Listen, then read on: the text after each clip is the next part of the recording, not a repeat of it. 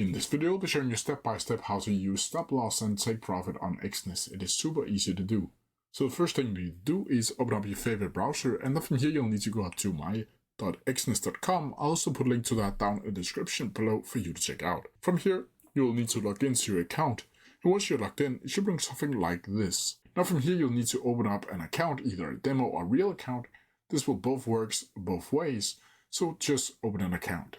From here you'll need to go over to Exness Terminal or MetaTrader 4, MetaTrader 5, but for this tutorial I'm just going to use Web Terminal. From here you'll need to go up to the instruments and go up and search for the specific symbol that you want to trade or add a stop loss and take profit to. So let's just choose Bitcoin for this tutorial.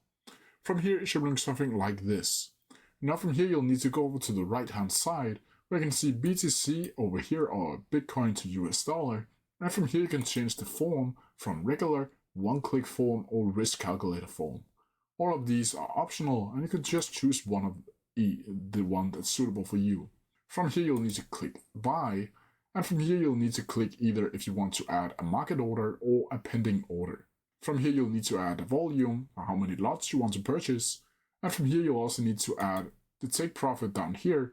But you can select the take profit. You can also change it by asset price in pips, in money, or in percent of equity. From here you can also add the stop loss, and you can do the exact same thing with in asset price, in pips, or in money, or in percent of equity. From here you can just click one that is suitable for you and click in your number.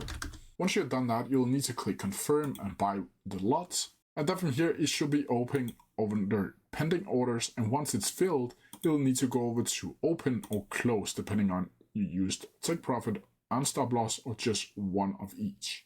But that's how I do it. If you have any questions about it, please comment down in the comments below and I'll try my best to answer them as quickly as possible. See ya!